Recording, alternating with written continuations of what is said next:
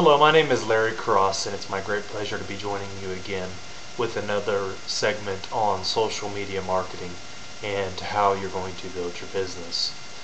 Up until this point, we've discussed a little bit about marketing in general. We've talked a little bit about segmenting your customers, and then we've talked a little bit about getting your products in line. The next step is going to be learning how to use what tool, because out in the open market, there's millions and millions of new facets that you can use. Now, for the typical standard professional services company, I'm going to recommend you stick to the basics, which are going to be the larger ones. And then the more boutique that you would get into your business, then you could obviously get into the more boutique social media.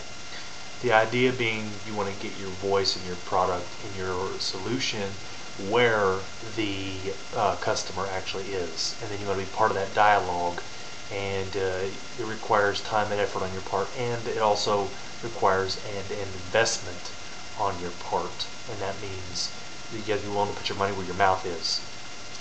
So with that being said, what I would first recommend you do at this segment, at this step of the phase, is to step back a moment and analyze your strategic marketing plan.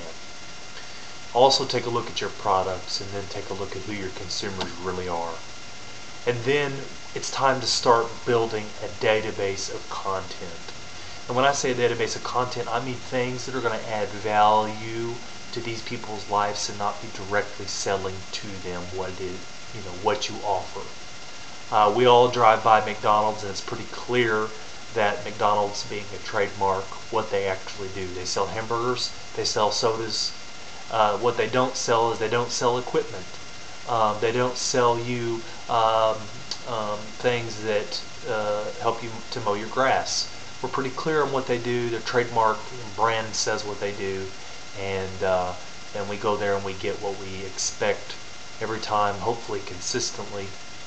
And so the point is, what we need to do is find out where your customers are going, what they're doing, what's the dialogue, where they're at, how you can interact in that dialogue in a very subtle way in order to get your consumer aware of your product.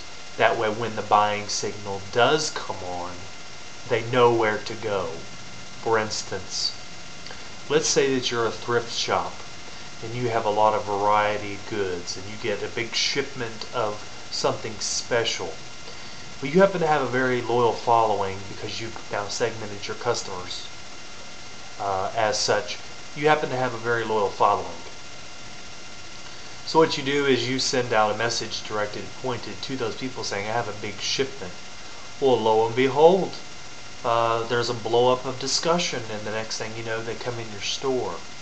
And what you may find is that people get their information from different ways, but they're connected now more than they ever have been before. So in that scenario that I used just a moment ago, you had a large shipment of a particular product come into a thrift store.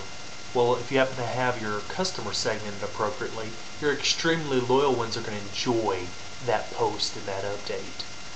Let's say that by reading the posts and updates of those people that are in your networks on social media, you learn that your customers are by and far people who are into yard selling. So what you do is you go out and you find an article on yard selling, and you post that. It has nothing to do with your business, but what does it do? Your customer goes, wow, a tangential business, a great way to maximize my yard selling experience. They're going to link back that to your thrift store, and the next time that buying signal comes on, they're going to come back to you, and I'll guarantee it. So that's an example. That's the next step where you need to be going, is you need to be thinking of what we call items of value. And items of value are used very much so in not so many ways, but they're used to add value to your customers. They're there to remind your customers of the brand, and it goes back to marketing 101. Sometimes we just need to remind people that we're there. Other times we do direct selling to them. Either way, the subtle way is better. The discussion and the feedback from your customers in real time is going to be the most powerful thing you've ever invested in. Stay tuned for the next episode on social media marketing. I'm Larry Cross. It's my great pleasure to be here with you today. Again, it's 502-415-0821 if I can be of service to you. I do provide professional consulting services in this area. Thank you very much. Have a great day.